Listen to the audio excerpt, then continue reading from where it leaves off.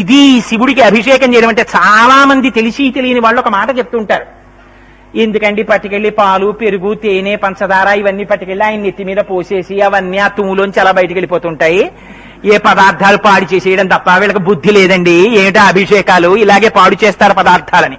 మీకు గుర్తుందో లేదో కానీ ఒక 6 సంవత్సరాల క్రితం శ్రీశైల ప్రబోధిని అన్న పత్రికలో శ్రీశైల దేవస్థానం వాళ్ళు ప్రచురిస్తారు. అందులో ఒక డాక్టర్ గారిదే ఒక అనుభవం రాశారు. అంటే సందర్భం వచ్చింది కాబట్టి నేను ఇవాళ మీకు దాన్ని విజ్ఞాపన చేస్తున్నాను. ఆయన దగ్గరికి ఒక పేషెంట్ వచ్చింది. ఆ అమ్మాయికి నోటి నిండా పుళ్ళు పడిపోయి నోట్లోకి ఏమీ తినడానికి కూడా కుదరలేదు. ఇంకా ఆ పిల్ల ఆ కారణం రీత్యా ఆ పుళ్ళు తగ్గలేదు, నోరు మంటలు వేడి. ఇంకా ఆ పిల్ల ఆ కారణం చేత బ్రతకదు, ఎన్నాళ్ళు సిలైన్లు పెడతారని అనుకున్నారు. ఎవరో పెద్దలు చెప్పారు, ఏదో ఫలానా లోహంతో చేయబడినటువంటి శివలింగానికి పంచామృతములతో అభిషేకం చేసిన పదార్థాన్ని 45 రోజులు నువ్వు తీర్థంగా పుచ్చుకుంటే నీకు తగ్గుతుందని. ఎప్పుడు మనకి నమ్మకం వస్తుందంటే డాక్టర్ల దగ్గర నమ్మకం పోయాకొస్తుంది. అందుకని ఆ పిల్ల తీర్థం పుచ్చుకోవడం మొదలెట్టింది. మంచో చెడో భగవానుడు తిప్పాడు మొత్తం మీద. చిత్రం ఏమిటంటే ఆ అమ్మాయికి క్రమంగా తగ్గిపోయి 45వ రోజుకి నోరు మామూలుగా అయిపోయిన తర్వాత ఈ కేసు డాక్టర్ గారికి తెలిసింది. తెలిసి డాక్టర్ గారు ఆ పిల్లని పిలిపించుకున్నారు. పిలిపించుకుని నోరు చూపించమన్నారు. ఏం మందులు వాడావన్నారు. నేను ఏ మందు వాడలేదు అంది. మరి ఏం చేశావన్నారు.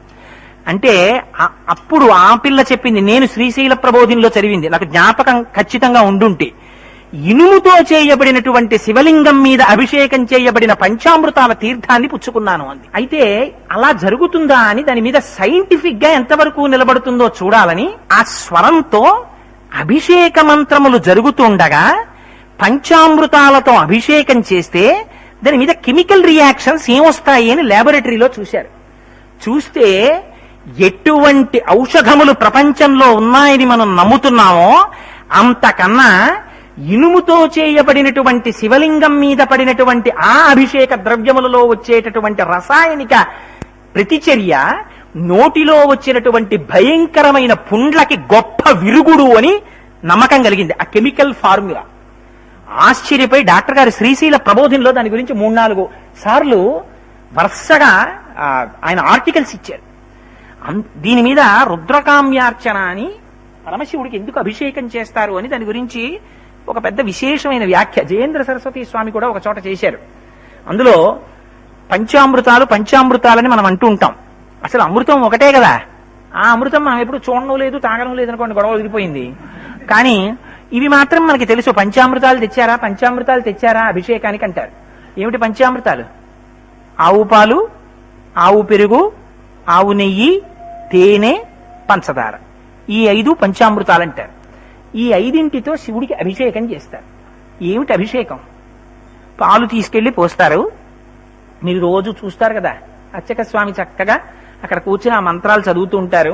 నమ సోమాయ చ రుద్రాయ చ నమ స్తామ్రాయ చ అరుణాయ చ నమ శంగాయ చ పశుపతయే చ నమ ఉగ్రాయ చ భీమాయ చ నమో వగ్రేవధాయ చ దూరేవధాయ చ నమో హంత్రే చ హనీయసే చ అని ఆ మంత్రాలు చదువుతూ అభిషేకం చేస్తుంటారు. సన్నటి ధార కింద పోస్తుంటారు. దాని గురించి చంద్రశేఖర పరమాచార్య వ్యాఖ్యానం చేశారు. అభిషేకం అంటే పదార్థం తర్వాత పదార్థం పోసేయకూడదు, అపచారం అని. ఎందుకు అభిషేకం చెయ్యాలో, అభిషేకం చేసేటప్పుడు ఎలా చెయ్యాలో, పంచామృతాల్లో కూడా దేని తర్వాత దేన్ని వాడాలో మహానుభావుడు బ్రహ్మాండమైనటువంటి ప్రసంగం తమిళంలో చేస్తే భవన్స్ వాళ్ళు ఈ జాతికి చేసిన మహోపకారాల్లో ఒకటి ఏమిటంటే దాన్ని వెంటనే పెద్ద ఆంగ్ల పండితుడిని ఒక ఆయన్ని కూర్చోపెట్టి దాన్ని తీసుకుని ఇంగ్లీష్లోకి ట్రాన్స్లేట్ చేసి దాన్ని ఆర్టికల్స్ కింద పబ్లిష్ చేశారు. ఏ పదార్థం తర్వాత ఏ పదార్థంతో చేయాలో, పదార్థానికి మధ్య శుద్ధ జలంతో మళ్ళీ ఎందుకు అభిషేకం చేయాలో రాశారు. రాస్తే అందులో మొట్టమొదటిది పాలతో దేనికి అభిషేకం చేస్తారు అని పెద్దలు కొన్ని ఉపన్యాసాల్లోనూ కొన్ని వ్యాఖ్యానాల్లో చేసిన మాట మాత్రమే నేను చెప్తున్నాను. మహాప్రభో, నా సొంతమేం కాదది. ఆ పాలు పెరుగు నెయ్యి తేనె పంచదార ఈ 5 మీరు తెలిసి చెయ్యండి, తెలియక చెయ్యండి. ఆయన సర్వలోకములకు రక్షణ భారం వహించినవాడు. ఆ పరమశివుడికి అభిషేకం జరిగితే పాలతో అభిషేకం చేస్తే మీరు నోరు తెరిచి ఏది అడగక్కర్లేదు, గుర్తుపెట్టుకోండి. దీనికి ఆంతరం ఏమిటో మళ్ళీ తర్వాత చెప్తాను. ఆ పదార్థానికి వారు వ్యాఖ్యానంలో చేసింది, పాలతో అభిషేకము చేయడము చేత సర్వసౌఖ్యములు కలుగుతాయన్నారు. ఇది అది అని నువ్వు నోరు విప్పి అడగక్కర్లేదు, అలా సర్వసౌఖ్యములను ఇస్తుంది. రుద్రకామ్యార్చన ఫలితం చెప్తున్నాను. 2 పెరుగు. పెరుగుతో చేసినట్టయితే ఆరోగ్యం కలుగుతుంది. 3 ఆవు నెయ్యి. ఆవు నేతితో కానీ అభిషేకం చేసినట్టయితే అటువంటి వారికి ఐశ్వర్య ప్రాప్తి కలుగుతుందని. తేనెతో చేస్తే తేజస్సు కలుగుతుందని. పంచదారతో చేస్తే ఎప్పుడు ఏదో దుఃఖం వెంట తరువుకొస్తూ ఉంటుంది కొంతమందిని. ఆ దుఃఖానికి ఇంకా ఉపశాంతి ఉండదు, అలా బాధపడుతుంటారు. ఏమిటోనండి అసలు మా కష్టాలు తీరట్లేదు అంటూ ఉంటారు.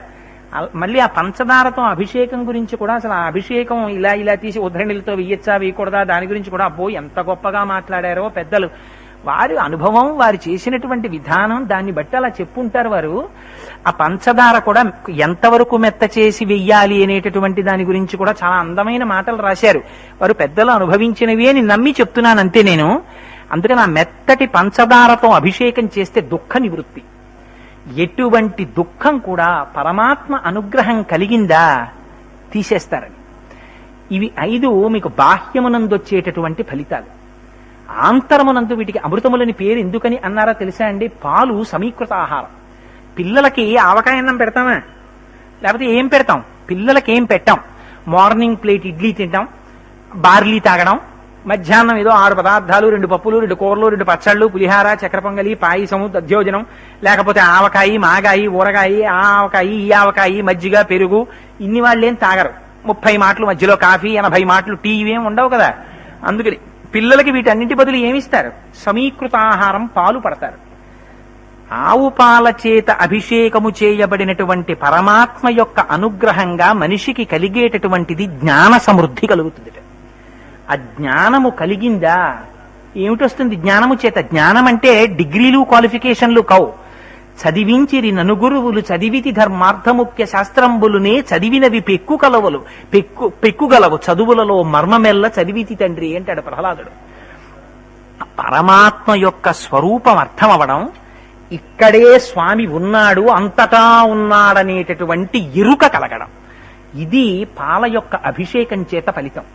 రెండవది పెరుగు చేత అభిషేకం చేస్తే వచ్చేటటువంటి ఫలితం ఏమిటో తెలుసా అండి? పెరుగు తోడుకున్నట్టుగానే మనకి కూడా కర్మ చేస్తాం. కర్మ జడం, లేదా కర్మ అప్పటికప్పుడు అంతరించిపోతుంది. ఓ పని చేస్తాం, ఆ పని అయిపోతుంది. ఏదో కాఫీ తాగుతాను, కాఫీ తాగితే ఇంకా 365 రోజులు అలా కాఫీ కప్ పట్టుకునే ఉంటానా? అలా ఏం ఉండదు. ఆ కాఫీ తాగడం అంటే అయిపోతుంది. అది కాసేపటికి ఇడ్లీ తింటాను, అయిపోతుంది. ఇడ్లీ అయిపోతుంది, కాఫీ అయిపోతుంది. కానీ కాఫీ తాగడము చేత కలిగినటువంటి తృప్తి అనేటటువంటి అనుభవాన్ని లోపల దాచుకుంటుంది మనస్సు. ఈ దాచుకోవడాన్ని లోపల గమ్మత్తుగా లోపల రికార్డ్ చేస్తుంది. ఈ రికార్డ్ చేసేయడాన్ని వాసనలు ఉండడము అంటారు. ఇది మళ్ళీ ఎప్పుడో బయట పెడుతుంది. ఆ కాఫీ తాగితే దిక్కుమాల కాఫీ ఎంత హాయిగా ఉంటుందిరా పొద్దున్నే అనిపిస్తుంది. అలా అనిపించిందా? ఇంకా ఏమిటో ఒళ్ళంతా భారంగా ఉన్నట్టు, ఎక్కడికి వెళ్ళలేనట్టు, ఏ పని చేయలేనట్టు, ఒక్క కప్పు కాఫీ తాగేస్తే అండి నాకు పొద్దున్నే ఎంత ఉత్సాహం వచ్చి. అదేం లేదు నిజంగా. మీకు ఇక్కడ అలవాటు అయిపోయింది కదా వాసన. ఈ వాసనని తీసేసి, ఈ తోడుకున్న వాసనల్ని తీసి, వాణ్ణి విడిచిపెట్టి ఉండలేని వాసనల వైపుకి తిప్పుతట. అంటే అయ్యో తెల్లారిపోతోంది, సంధ్యావందనం చేసుకుందాం, అయ్యో తెల్లారిపోతోంది, లేచి కాసేపు అభిషేకం చేసుకుందాం, అయ్యో ఒక్కసారి స్వామికి దర్శనం చేద్దాం, అయ్యో కాసేపు గజేంద్ర మోక్షం పారాయణ చేసుకుందాం. ఇలా మంచి వాటి వైపుకి తిప్పి మంచి మంచి అనుభూతుల్ని ఉంచితే స్వభావం ఏర్పడుతుంది అన్నారు వ్యాఖ్యానంలో. ఎందుకని? లోపల వాసనలు ఎన్ని రకాలైనవి పేరుకుంటే అలాంటి స్వభావం వచ్చేస్తుంది. స్వభావ మార్పుకి పెరుగుతో కూడిన అభిషేకం దారినిస్తుంది. మూడవది నెయ్యి. ఈ నెయ్యి అహంకారం. అహంకారం అంటే ఎప్పుడు నేనంటాడు. ఈ నేను దిక్కుమాలిన నేనుందే, దీని అసాధ్యం కులా కొంప తీసేసేది అదే అసలు ప్రపంచంలో. నేను చాలా మాటలు చెప్తుంటాను. ఈ నేను గురించి ఒక్కసారి వెనక్కి పరికించి చూడండి. ఈ నేనన్నప్పుడల్లా ఇలా చూపిస్తాం. ఇలా చూపించిన నేను ఎక్కడి నుంచి వచ్చిందో వెనక్కి వెళ్ళండి. ఈ శరీరం ఒకనొకనాడు ఇంత తొండపిల్లంత శరీరం. ఈ తొండపిల్లంత శరీరం ఎక్కడి నుంచి వచ్చింది? ఒకనాడు ఎప్పుడో తండ్రి వీర్యాన్ని తల్లి యొక్క యోని యందు ప్రవేశపెట్టాడు. ఆ తల్లి లోపలికి తీసుకుని ఆ శుక్లమును శోణితముతో కలిపింది. తండ్రి వీర్యాన్ని ఇచ్చాడు కాబట్టి తండ్రిదా? అమ్మ శోణితంతో కలిసి అమ్మ గర్భంలో 9 నెలలు 9 నెలలు అక్కడ ఆవాసం ఉంది కాబట్టి అమ్మద. బయటికి వచ్చిన తరువాత పశువులిచ్చిన పాలు తాగి ప్రకృతిలోంచి వచ్చిన అన్నం తిని పెరిగింది. అన్నవికారమైన ఈ శరీరం ఈ బయట పంచభూతములలోంచి వచ్చినటువంటి పదార్థములతో పోషింపబడింది కాబట్టి పంచభూతాలదా, లేకపోతే దీనికి కొంతమంది మేధస్సు పెంచడానికి పాఠాలు నేర్పారు. ఆ పాఠాలు నేర్పితే వచ్చినటువంటి 4 ముక్కలు తీసుకెళ్లి ఎవడికో తాకట్టు పెట్టి వాడు నా కొలువులో పశువు కట్టబడినట్టుగా ఉదయం 10 నుంచి సాయంకాలం 5:30 వరకు నువ్వు పనున్నా లేకపోయినా కుర్చీలో అలా కూర్చో, కాలం ఎంత విలువైందైనా నాకు అనవసరం, ఇలా కూర్చో నువ్వంతే అంటే అలా కూర్చున్నందుకు వాడు నెలకి ఒక 10,000 12,000 బత్తెం ఇస్తే ఆ బత్తెం పుచ్చుకుని శరీరాన్ని పోషించుకున్నావు కాబట్టి ఆ బత్తెం ఇచ్చిన వాడిదా? లేకపోతే ఒకనాడు నువ్వు ఈ శరీరం కదలిక లేక మంచంలో పడిపోతే ఊపిరి వెళ్ళిపోతే దీన్ని సంస్కారం చేయడం కోసం కొత్త కర్రలు, కొత్త చాప, కొత్త తాడు తెచ్చి దాని మీద పారేసి కట్టి తీసుకెళ్లి శ్మశానంలో పారేసిన కొడుకుదా? అగ్నిహోత్రంలో పారేస్తే కాల్చేసిన అగ్నిహోత్రాందా? లేకపోతే ఇంకా కాలిపోకుండా ఉండిపోయిన ఎముకలు మొదలైనవి శ్మశానంలో ఉండిపోతే తిన్న చెదపురుగులదా? లేకపోతే ఊడిపోయిన వెంట్రుకలు, గోళ్లు మొదలైన వెళ్లి చెట్లకి చుట్టుకుని ఉండిపోతే ఆశ్రయం ఇచ్చిన చెట్లదా? ఎవడిది ఈ శరీరం? దేన్ని చూపించి నేను నేనంటావు? దీన్ని చూపించి ఈ నేను నేను నేను అని అన్న మాట ఎన్ని మాటలు అన్నావో అన్ని మాటలు పతనం అయిపోతున్నావు. అందుకని ఈ నేను నేనన్న అహంకారాన్ని విరచగలిగితే ఆనాడు నేనేమిటని ఇలా వంగుతావు. ఈ విధేయతని ఇస్తాట, నీతితో అభిషేకాన్ని పుచ్చుకొని ఆ నేనన్న భావన విరుస్తాట. అందుకని నీతితో అభిషేకం. పంచదార మమకారం, ఎంత మమకారమో, దిక్కుమాల మమకారం. మచ్చిక వీరికెల్ల బహుమాత్రము చోద్యము, దేహి పుట్టుచున్ చచ్చుచునుండ చూచెదరు, తా చావకమానడు వారి భంగి చచ్చిన వానికేచ్చెదరు, చావున కొల్లక దగవచ్చునే, ఎచ్చట నుండి వచ్చనచ్చటికి పోవుట నైజము ప్రాణికోటికి అంటారు ప్రహ్లాదోపాఖ్యానంలో. ఎంత విచిత్రం రా వీళ్ళకి. మచ్చిక వీరికెల్లా ఏదో పెద్ద ఉండిపోయేవాళ్ళ. పుట్టినప్పుడేమో అమ్మ దగ్గర నుంచి ఇలా కొంచెం దూరంగా అత్త ఎత్తుకుంటే చాలు అమ్మ అమ్మ అమ్మ అమ్మ అని ఏడుస్తారు. అమ్మను వదిలిపెట్టి ఉండలేని వాళ్ళే. నాన్నగారు కాస్త స్వీట్ల ప్యాకెట్ నూనె తడున్న కాగితంతో వచ్చేటప్పటికి అక్కడికి పరిగెడతాడు. ఆడుకోవడానికి అన్నయ్య వస్తే అన్నయ్య దగ్గరికి పరిగెడతాడు. పెళ్ళైన తర్వాత అమ్మ నాన్న ఎక్కర్లేదు. ఈ పెళ్ళైన తర్వాత కొన్నాళ్ళు భార్య బిడ్డలు. ఒకవేళ నదిలో ముగ్గురు కలిసి కొట్టుకుపోతుంటే ఓ వేళ ముందు పిల్లాన్ని వదిలేస్తాడు. ఎందుకని? భార్య ఉంటే మళ్ళీ కొడుకుని కనొచ్చు. ఆ తర్వాత భార్యను కూడా వదిలేకపోతే భార్యను వదిలేస్తాడు, మళ్ళీ పిల్లాన్ని చేసుకోవచ్చు. ఆఖరణ వదలలేక తను వదులుకుంటాడు సుడిగుండంలోనూ ప్రవాహంలోనూ. అందుకని నీకెవరి మీద మమకారం. కానీ ఇదంతా ఒక రకమైనటువంటి అబద్ధంతో కూడినటువంటి జీవనం. మచ్చిక వీరికెల్లా వెళ్ళిపోయే అన్నిటి మీద నీ మనస్సు పెట్టుకుంటున్నావు. దేహి పుట్టుచున్ చచ్చుచునుండ చూచేదారు. పక్కవాడింట్లో దొంగలు పెడితే నీ ఇంట్లో తాళాలు జాగ్రత్తగా వేస్తావు. పక్కింట్లో చచ్చిపోతున్నారు, నీకు మార్పు ఎక్కడొచ్చింది? నీకంటే మహాప్రభు మిమ్మల్ని కాదు, నన్ను ఎప్పుడూ చెప్తున్నాను. అందుకని తా సావకమానుడు వారి భంగి చచ్చిన వానికెచ్చెదరు. ఓ చచ్చిపోయిన వాడిని పెట్టుకుని వీళ్ళందరూ ఏడుస్తూ ఉంటారు. ఏమిటో వీళ్ళు చచ్చిపోనట్టు. ఎచ్చట నుండి వచ్చిన చటికి పోవుట నైజము ప్రాణికోటికి అంటే ఏడిస్తే తప్ప అండి అని అనకండి. ఏడుపు వస్తుంది, తప్ప, అది తప్పని ఎక్కడ అనలేదు. కానీ ఇంత వ్యామోహం పెట్టేసుకుని, ఇంత మమకారాలు బిగించేసుకుని అసలు ఎవడి దగ్గరికి వెడితే రక్షిస్తాడో వాడి దగ్గరికి వెళ్ళడానికి మాత్రం ఖాళీ ఉండదు. కాఫీ 50 మాటలు తాగడానికి టైం ఉంటుంది, ఇడ్లీ 70 మాటలు తినడానికి టైం ఉంటుంది, భోజనం కొసరి తినడానికి టైం ఉంటుంది, ఆఫీసులో ₹10 ఇస్తే అరగంట కూర్చోడానికి టైం ఉంటుంది, పనికి మాలిన వాడు వస్తే ఇంట్లో కబుర్లు చెప్పడానికి 5 గంటల టైం ఉంటుంది. అది చెయ్యకుండా నేను ఉండలేనని గుళ్ళోకి వెళ్ళడానికి నీకు టైం ఉండదు. అయ్యో అరగంట సేపు కూర్చుని ఈ అరగంట నాది కాదని పూజ చేయడానికి టైం ఉండదు. పరమాచార్యులు వారి వేదిక మీద తీసుకొచ్చి కట్టల డబ్బు పెడితే పేద సన్యాసిని నాకు తెచ్చి ఇన్ని ఇచ్చారు. ఇవి కాదు, నేను ఒకటి అడుగుతాను మీరు ఇస్తారా అన్నారు. ఏమిటి ప్రభో, మీరందరూ ఇవ్వగలరు, ఇస్తానని మాట ఇవ్వండి అడుగుతానన్నారు. ఇచ్చేస్తాం అడగండి అన్నారు. మీ అందరూ బతికున్నంత కాలం ప్రతిరోజులో 2 నిమిషాలు నాకు ఇచ్చేయండి. నాకు దానం చేశారు, సన్యాసికి దానం చేసిన దాన్ని మీదిగా అనుభవించారా పాడైపోతారు. 2 నిమిషాలు నాకు ఇచ్చేశారు కదా, ఈ 2 నిమిషాలు నాది కాదని రోజు భగవన్నామస్మరణ చేయండి. ఎప్పుడు అన్నది నాకు అనవసరం. ఆఫీస్కి వెడుతూ ఆఫీసులో కూర్చుని, ఇంట్లో కూర్చుని, పడుకుని, లేచి పూజా మందిరంలో 2 నిమిషాలు. ఇది జగద్గురువులంటే. వాళ్ళు మనని ఉద్ధరించిన వాళ్ళంటే. నళినీజలగత జలమతి తరళం తత్పజ్జీవితమతి శయచపలం విద్యుర్వ్యాధ్యభిమానగ్రస్తం లోకం శోకచ హంత సమస్తం అంటారు. ఈ పిచ్చ వదలగొట్టి ఎవడి వేపుకి తిప్పాలో అటువైపు తిప్పగలిగిన వాడెవరో వాడు శంకరుడు. శంకరోతీతి శంకర. అందుకని వాడికి పంచదారతో అభిషేకం అని రాశారు. ఈ 5 విడగొడితే వాడికి ఇంకొన్న అవిద్యం ఉంటుంది, ఇంకా అవిద్యం ఉండదు. అందుకని వాడు ముముక్షు అవుతాడు. కాబట్టి ఇవి పంచామృతములు అన్నారు అని పెద్దలైన వారు బహుశా వారు అనుభవించి రాసినటువంటి మాటలు. అందుకని ఈ 5తో అభిషేకం అంటే శివుడికి అదేదో తీసుకొచ్చి పాల ప్యాకెట్ అక్కడ పోసేస్తున్నారు అనుకోకండి. మీకు నమ్మిక ఉన్నదా, మీరు నమ్మితే పరమాత్మ, మీకు నమ్మకం లేదు అదేదో రాయిగానే యద్భావం తద్భవతి. మొదటే చెప్పానే, వాడు ఆపాతాళ నభస్థలాస్తభవన బ్రహ్మాండమా విస్ఫురత్, పాతాళం నుంచి ఆకాశం వరకు నిండిపోయిన వాడు ఎవరున్నాడో వాడు ఆ లోపల లింగాకృతిని పొంది ఉన్నాడు. వాడి మీదిన్ని పాలు పోస్తే నాకు అన్ని సౌఖ్యములను వాడిస్తాడు, వాడు చూసుకుంటాడని మీరు నమ్మి చెయ్యండి అభిషేకం, వాడు చూస్తాడు. మీకు ఆ పూనిక లేదా, ఆ నమ్మిక లేదా, రిచువలిస్టిక్ అంటారు, పంక్తు ఆ చేసిన కార్యక్రమం. శ్రద్ధ భగవానుడికి కావలసింది. నువ్వేమిచ్చావు ఆయనది అంతా. యావదావర్తతే చక్రం యావతీచ వసుంధరా తావత్వమిహ సర్వత్వం స్వామిత్వం అనువర్తయ అంటాడు భరతుడు. అన్ని ఆయనవి సూర్యచంద్రులు ఉన్నంత కాలం. నువ్వు ఆయనకి ఇచ్చేదేమిటి? నీ ఆయనదైన వస్తువు నీకిచ్చి నువ్వు అనుభవిస్తుంటే నీ ఆనందాన్ని చూసి ఆయన ఆనందం అనుభవిస్తున్నాడు, తల్లిదండ్రులు కనుక. అందుకని వారికి ఒక్క నమస్కారం చేయడం.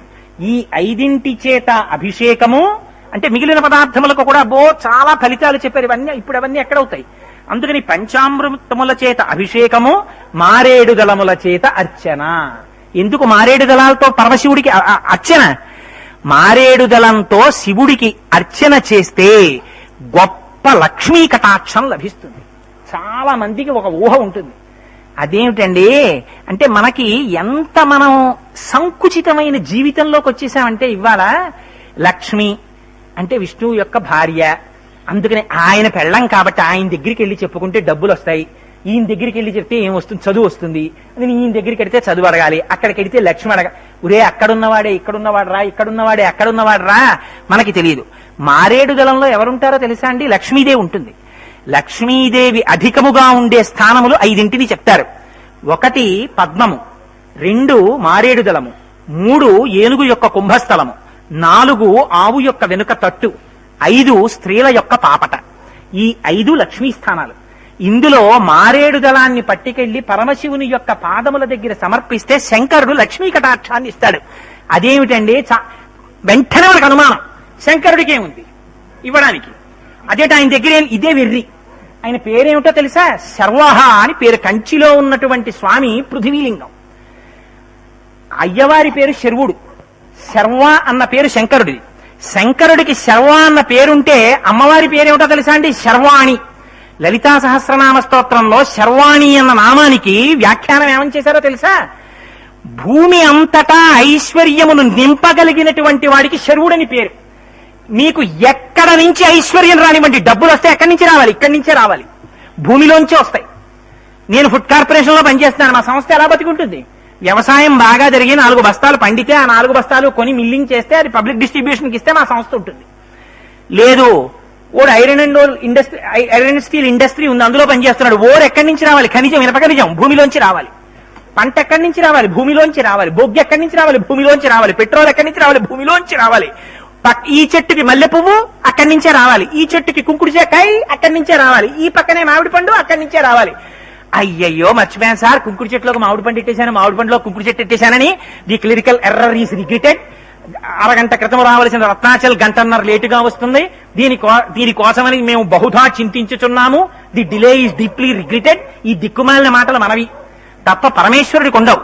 అంతేగాని కుంకుడుకాయలో పొరపాటున మామిడి పళ్ళు ఎట్టేశామండి ఈ సీజన్ లో, మీరు ఏమనుకోకండి. మామిడి పళ్ళ దగ్గర కుంకుడుకాయలు కోసుకోండి, కుంకుడు చెట్ల దగ్గర మామిడికాయలు కోసుకోండి, అలా ఏమనరు.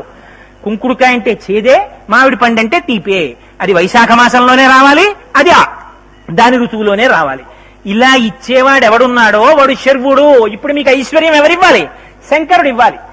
ఐశ్వర్యం శంకరుడి దగ్గర నుంచి వస్తుంది. అందుకని మారేడు దళాలతో పూజ ఎవరికి జరుగుతుంది? శంకరుడికే జరుగుతుంది. శర్వాణి ఐశ్వర్యం, భూమి అంతటా ఐశ్వర్య రూపంలో ఎవరు నిండిపోయారు? అమ్మవారు పార్వతీదేవే నిండిపోయింది. అందుకని డబ్బు కావాలన్నా ఎక్కడికి రావాలి? శివుడి దగ్గరికి రావాలి. అంటే ఏమండి మీరు విష్ణువు దగ్గరికి వెళ్ళొద్దు అంటున్నారా? మళ్ళీ అదొక దిక్కుమాల ప్రశ్న, అలా అడక్కండి. ఎందుకని? శర్వ అన్న నామము శివుడిది విష్ణువుది కూడా. విష్ణు సహస్రనామం దిగండి. సర్వ శివస్థానుర్భూతాదిర్నిధిరవ్యయ. శర్వాననామ విష్ణు భగవానుడికి ఉంది. ఎందుకని ఆయనకి శ్రీదేవి భూదేవి ఇద్దరు భార్యలు. భూమి రూపంలో ఉన్న ఐశ్వర్యం శ్రీగా మారుతుంది. మారి ఆయన ఇస్తాడు. ఆయన పాదములు పట్టుకున్నా ఇస్తాడు, ఈయన పాదములు పట్టుకున్నా ఇస్తాడు. ఈయన పాదములు పట్టుకుంటేనే ఇస్తాడు, ఆయన పాదములు పట్టుకుంటే ఇవ్వడు అని మాత్రం అనకండి. ఉన్నది ఒకటే పదార్థం, రెండుగా కనబడుతుంది. ఇటు వచ్చి ఇక్కడ పూజ చేసిన ఐశ్వర్యం ఉంటుంది, అటెళ్ళి వెంకటేశ్వర స్వామి పూజ చేయండి ఐశ్వర్యం ఉంటుంది. ఇటు వచ్చి శివుడికి అభిషేకం చేయండి మోక్షం వస్తుంది, అటెళ్ళి వెంకటేశ్వరుడికి అభిషేకం చేయండి మోక్షం వస్తుంది. ఎందుకని అవి రెండు కావు, ఉన్నదొక్కటే. రెండైతే కొన్ని నువ్వు చేయి కొన్ని నేను చేయి అంటారు. ఉన్నదొక్కటే ఉన్నది. ఇది నీకు తెలిస్తే నీ అభిషేకానికి ఫలితం వస్తుంది. ఇది అస్తోకాప్లుతమేకమీశమనిశం రుద్రానువాకాంజపన్ ధ్యాయే ఈప్సిత సిద్ధయే. ఈప్సితం అంటే కోరిక. ఇది తెలిసి నేను అభిషేకం చేస్తున్నాను. ఇప్పుడు నీ కోరికలన్నీ తీరిపోయాయి. ఇప్పుడు నువ్వేమిస్తావు శంకరుడికి? ఏమి ఇవ్వక్కర్లా. శివుని శిరమున కాసిన్ని నీళ్లు చల్లి పత్తిరి సుమంతనెవ్వాడు పారవయిచు కామధేనువు వానింటి గడి పశువు అల్ల సురశాఖ వానింటి మల్లె చెట్టు. ఈ భక్తిభావంతో పట్టుకెళ్లి ఇలా 4 నీళ్ల చుక్కలు వేయి, 2 మారేడు దళాలు వేయి, 2 పుష్పాలు సమర్పించు, ఒక్క నమస్కారం చెయ్యి. గుళ్ళోకి వచ్చిన దగ్గర నుంచి గుళ్ళోకి ఎత్తనం. ఆ నందీశ్వరుడికి పట్టుకొచ్చి నువ్వు పెట్టకపోతే ఆకలితో కడుపు పండిపోయినట్టు అరటిపండు పట్టుకొచ్చి ఆయన మూతికి ఇలా రాసేయడం, ఇంతంత గాజీగలు ఆయన కళ్లల్లో ముక్కుల్లో దూరిపోయేటట్టు ప్రవర్తించడం, ఇంకోటి తొక్కుతాడేమో అని చూడకుండా ఇక్కడికి తీసుకొచ్చి పువ్వులు బారేయడం, ఒకడిక్కడ నంది పృష్ఠభాగంలోంచి వృషస్య వృషణం స్పృష్ట్వా శృంగమధ్యే శివాలయం దృష్ట్వాక్షణం రోజాతి కైలాసే శివసన్నిధం అని శివాగమంలో చెప్పినట్టుగా దర్శనం చేస్తుంటే శివుడికి నందికి మధ్యలోకి వెళ్లి నీ పృష్ఠభాగం దర్శనం చేసుకుంటున్న వాడికి చూపించడం, ఇవి అపచారాలు. ఇవి మాని ఆ శివాలయంలో కూర్చుని లోకంలో ఉన్న విశేషాలన్నీ అక్కడ కూర్చుని మాట్లాడడం. పరమేశ్వరుని ఆలయం కేవలం భగవత్ సంబంధమైన ప్రసంగానికి, అన్య ప్రసంగాలకు పనికిరాదు. ఎందుకని దానివల్ల 2 చెడులు. ఒకటి నువ్వు పాడవుతావు, 2 వచ్చి దర్శనం చేసుకునేవాడు పాడవుతాడు. వాడి చెవులో కడుతుంది నువ్వు చెప్పే మాటలు, వాడికి దృష్టి నిలబడదు. ఎందుకని శాస్త్రం అలా చెప్పింది. శివాగమం ఎడమ చేతి చూపుడు వేలు బొటన వేలు వేసి అవయవాన్ని పట్టుకుని శృంగముల మధ్యలోంచి చూసి హరహర శంభో శంకర అని చూడమని చెప్పింది. నీ దృష్టి నిలబడాలి దర్శనం చేసేటప్పుడు. దృష్టి నిలబడకపోతే మళ్ళీ రిచువలిస్టిక్ తంతు, అంతే, కేవలం తంతు. అలా కాకుండా దర్శనం చేసిన నాడు ఇటు శివుడైనా అటు కేశవుడైనా శివను హరియున్ శివను ఒండ్రు. తమిళనాట దేశమంతా పిల్లలందరి పాట పాడుకుంటూ ఉంటారు బయట. ఏమిటో తెలుసా అండి? హరియున్ శివనం ఒండ్రు. మీరు హరి అని పూజ చేయండి, శివుడని పూజ చేయండి, మీరు ఒకటికే పూజ చేస్తున్నారు. మీరు విష్ణువు దగ్గరికి వెళ్ళి పూజ చేసినా శివుడికే పూజ చేస్తున్నారు, శివుడి దగ్గరికి వెళ్ళి పూజ చేస్తే విష్ణువుకే పూజ చేసేస్తున్నారు. మీకు తెలియక్కర్లేదు అది. హరియున్ శివనం ఒండ్రు, అది యాదవన్ వాయిలే మండ్రు. ఇది తెలియకపోతే వాడి నోట్లో మన్ను అని తమిళనాడులో వాళ్ళు పాట పాడుకుంటుంటారు. బాణత్వం వృషభత్వమర్ధవపుష భార్యత్వం ఆర్యాపతే ఘోణిత్వం సకిత మృదంగవహత చేత్యాది రూపం తదౌ తత్పాదే నయనార్పణంచ కృతవాన్ తద్దేహ భాగో హరి పూజ్యాత్ పూజ్య తరస్య జైవ హిమచేత్కోవా తదన్యోధిక అని శివానందలహరిలో శంకర భగవత్పాదులు ఆ శివుడు కేశవుడు అన్నవాళ్లు పార్వతీ పరమేశ్వర స్వరూపంగా ఎలా కలిసిపోయి ఉంటారో చూపిస్తారు. అందుకే శివుడికి నందికి మధ్యలోకి వెళ్లరు. శివుడికి కేశవుడికి భేదం చెప్పకూడదు. ఒకవేళ నేను మహావిష్ణువుకి గొప్ప భక్తుణ్ణని శివనింద చేసినా, నేను శంకరుడికి చాలా గొప్ప భక్తుణ్ణనుకుని శ్రీ మహావిష్ణువుని నింద చేసినా, అటువంటి వాళ్ళకి ఎటువంటి ఫలితం ఇస్తారో శాస్త్రంలో చెప్పేశారు. ఎవరు చెప్పారో తెలుసా అండి? శ్రీమన్నారాయణుడు చెప్పాడు. ఏమనో తెలుసా? మద్భక్త శంకరద్వేషి మద్వేషి శంకర ప్రియ. దగ్గరికి వెళ్లి శంకరుణ్ణి స్తోత్రం చేసి నన్ను నింద చేసిన వాడు. వీళ్ళిద్దరికీ కూడా ఒక వరం ఇస్తున్నాం. ఏమిటో తెలుసా? తావుభౌ నరకం యాతం యావచ్చంద్ర దివాకరవు. సూర్యచంద్రులున్నంత కాలం వాళ్ళు నరకంలో ఉంటారు. ఎందుకని? వాళ్ళిద్దరూ భార్యాభర్తలు లాంటి వాళ్ళు. వాళ్ళ ఇద్దరి మధ్యలోకి ఎన్నడూ వెళ్లి భేదం చెప్పకూడదు, భేదం పాటించకూడదు. పొరపాట్నైనా మనస్సు అలా తిరుగుతుందేమోనని సంధ్యావందనం చేస్తే శివస్య హృదయం విష్ణుర్విష్ణోశ్చ హృదయం శివ యథా శివమయో విష్ణురేవం విష్ణుమయ శివ యథాంతరన్న పశ్యామి తథా మే స్వస్తి రాయుషి అని నమో బ్రహ్మణ్య దేవాయ గోబ్రాహ్మణ హితాయ చ అని రోజు సంధ్యావందనంలో చెప్పట్లా? శివుడి హృదయం విష్ణువు, విష్ణువు హృదయం శివుడు. ఇది తెలిసేటట్టుగా నన్ను కటాక్షించి భేదభావన లేకుండా పరమాత్మతత్వం గుర్తిరిగి నా చేత 4 నీటి చుక్కలు నేను అభిషేకం చేశానన్న తృప్తినిచ్చి నన్ను నీ బిడ్డడిగా కాసుకోవయ్యా అని అడగడం అభిషేకం. ఒక్క మారేడుదలం సమర్పిస్తే అది అఖండ బ్రహ్మాకార వృత్తి అన్నారు. ఆ బిల్వదళం అంత గొప్పది. అంత బ్రహ్మైక్య సిద్ధిని వరకు ఇవ్వగలదు ఒక్క మారేడు దళం శంకరుడి పాదాల మీద పెడితే. అందుకని అదిగో అటువంటిది శివస్వరూపం అంటే. అటువంటి కళ్యాణ మహోత్సవ ఘట్టంలో ఏదో నాకు తెలుసున్న 4 మాటలు, నేను నమ్మిన 4 మాటలు, పెద్దలైన వారందరూ కూడా ఏది నిజమని చెప్పారో ఆ 4 మాటలు నిష్పక్షపాతంగా శంకరుడు పలికించినటువంటి మాటలు ఏ ఉన్నాయో ఆ 4 మాటలు మీకు విజ్ఞాపన చేశాను. నాకు ఏమి తెలియకపోయినా, నేను చేతకాని వాణ్ణని మీకు తెలిసినా, మరి మీకు నా ఎందున్న అభిమానం ఏమిటో రోజు రోజుకి ఆ అభిమానాన్ని ద్విగుణీకృతంగా చూపిస్తారు. ఒరే చూడరా, నీ గురించి కాదురా, మా స్వామి గురించి నువ్వు 4 మాటలు చెప్తే మండిపోతున్న నేల మీద కూడా కూర్చుని వింటాం, ఎంతసేపైనా వింటాం. పంచాగ్నిహోత్రముల మధ్య తపస్సు అంటే ఇదేనేమో. ఇలా కూర్చుని ఇంత భక్తిభావంతో వినేటటువంటి భక్తులు, అయ్యో వాడికి ఏం చేత కాపోయినా వాడు చెప్పిన 4 మాటలు నమ్మి వింటున్నారా అని పొంగిపోడు లోపల మా స్వామి. వాళ్ళు తల్లిదండ్రులు ఎందుకు పొంగిపోరు? పిల్లలు ఇంతమంది వచ్చి బయట కూర్చుని అమ్మ గురించి నాన్నగారి గురించి చెప్పుకుంటుంటే పొంగిపోయి ఉంటాడు ఆయన. అందుకని ఇంకంతకన్నా మన జీవితానికి కావలసిందే ఉంది. ఇటువంటి మహద్భాగ్యాన్ని 4 మాటలు చెప్పుకునేటటువంటి అదృష్టాన్ని నాకు కటాక్షించిన వారు, వారికి ఎందుకు నా మీద అంత కృపో తెలియదు. వారు ఎక్కడో రాజమండ్రిలో ఉంటున్న ఈ దేవాలయ ధర్మకర్త మహానుభావులు బ్రహ్మశ్రీ ఓరుగంటి గురుప్రసాద శర్మ గారు ఎప్పుడు ఆలయంలో ఏ ఉత్సవాలు జరిగినా, అర్చకులంటే ఎవరో కాదండి, శివుడు 8 స్వరూపాలుగా ఉంటాడని చెప్పింది మళ్ళీ శివాగమం. అర్చకుడు కూడా శివుల్లో ఒక భాగం. ఆయనతో దెబ్బలాడడం, ఆయనతో కేకలేయడం, ఆయనతో కోపంగా మాట్లాడడం, అలా చేస్తే మొదటి కోపం శివుడికి వస్తుంది. అలా మాట్లాడకూడదు. వారి దగ్గర వినయ విధేయతలతో ప్రవర్తించి వెళ్ళాలి శివాలయంలో. అందుకని వారి ముఖతః వారి నోటితో ఏమో, కోటేశ్వరరావు నువ్వు వచ్చి 2 రోజులు చెప్పాలి ఇక్కడ అంటే అది శివాజ్ఞ అని భావించి కూర్చున్నాను తప్ప నాకేదో తెలుసుననో, నాకు తెలుసు కాబట్టి మీకు చెప్పాలనో, అలాంటి గర్వంతో కాని, అటువంటి అవిధేయతతో కాని, అతిశయంతో కాని కూర్చున్నవాడను కాను. కానీ స్వామి కళ్యాణం జరుగుతుంటే వచ్చి 4 మాటలు చెప్పరా అని తండ్రి నన్ను కూర్చోపెట్టి 4 మాటలు చెప్పిస్తే ఇంకింతకన్నా నాకు ఏ భాగ్యం కావాలి?